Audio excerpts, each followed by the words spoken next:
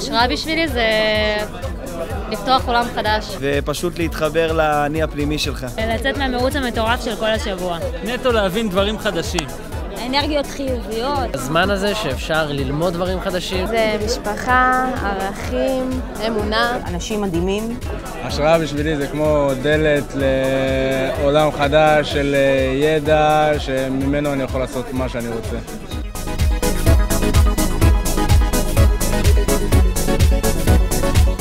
אני חושבת שחיפשתי מלגות באינטרנט. מגיע מייל דרך האוניברסיטה, על איזושהי מלגה שאפשר להגיע ולשמוע כל מיני תכנים שקשורים ליהדות. החלטתי פשוט לנסות את זה. יאללה, ננסה. אבל אם הולכים להחזיר אותי בתשובה, אני ישר הולך. כי הדת זה משהו שיש לי איתו יחסי אהבה-שנאה, ונראה לי שמהשנייה הראשונה שהגעתי לכאן הבנתי שהחלק של השנאה הוא לגמרי לא שייך, זה רק אהבה.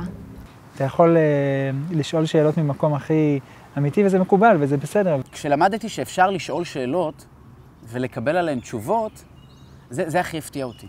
אתה מקבל ממש כלים, הרבה פעמים של אימון, של הסתכלות מחדש. אני מאוד אהבתי ללמוד על נשיות. מקשיבים למה שמעניין אותנו ומביאים מה שמעניין אותנו. מפסיכולוגיה ופילוסופיה, דרך קבלה, זוגיות, היסטוריה. תמיד היה לי איזשהו חיפוש כזה של לימוד. זה לא איזשהו משהו סגור, פתוח, הוא זורם איתך, הוא מאוד מותאם אליך. הקבלה הזאת של מי שאני בתור חילונית, בן אדם שונה, אבל עם אותם שורשים ואותו העבר. לא להביט לאחור, אז הקמה ותעבר. יש גם את כל החיים החברתיים, שזה כל מיני הופעות של אומנים מאוד גדולים שמגיעים להשראה. כאילו הופעה עם עומק כזה, עם ערך מוסף. זה לא מספיק שיש את השירים ואת הכישרון הענק, פתאום יש את הדיבור הקטן הזה והאינטימי. זה רגע אחד להיות בחדר אחד בלי להרגיש שיש מישהו שהוא יכול לתת לאחר משהו שהשני לא יכול לתת לי. והסתובבו הדברים ככה שהגעתי להשראה והייתה המשלחת לפולין. זאת הייתה אחת החוויות המרטיטות, המרעידות והקשות שעברתי בחיי, אבל באותה נשימה היא הייתה מקסימה. היא הייתה חוויה אין לי מילים לבחור כדי להסביר מה זה עורר בי.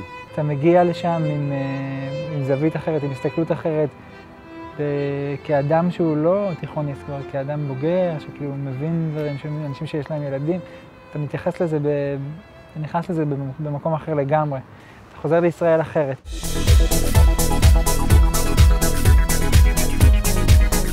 אני הכרתי פה אנשים שלקחתי איתי לחיים. הייתי צריך להגיע להשראה כדי להכיר את האנשים האלה. אבל יש פה אנשים עם לב, באמת. ואני לא חושב שאף מסגרת בעולם הייתה יכולה לתת לי את האפשרות ללמוד בגוון של דברים ולבחור מה טוב לך ומה עושה לך טוב ומה מקדם אותך ברמה האישית. כאדם, כחבר, כבן זוג, כקולגה לעבודה, כסטודנט. זאת השראה. זה קלישה, אבל זה סוג של משפחה באמת. נראה לי שפשוט האנשים והאווירה שם מאוד מאוד תופסת אותי. אנשים מדהימים, המנחים, המנחות, חבל על הזמן. זה פשוט ערך מוסף, הופך להיות בחיים שלך. השראה פשוט חיזקה את הערך של מה זה יהודי אצלי, וחיזקה אצלי את זה שאני יכול להמשיך להיות מה שאני, בשילוב עם אותה יהדות. נראה לי שההחלטה הכי טובה שלקחתי השנה זה להגיע לפה.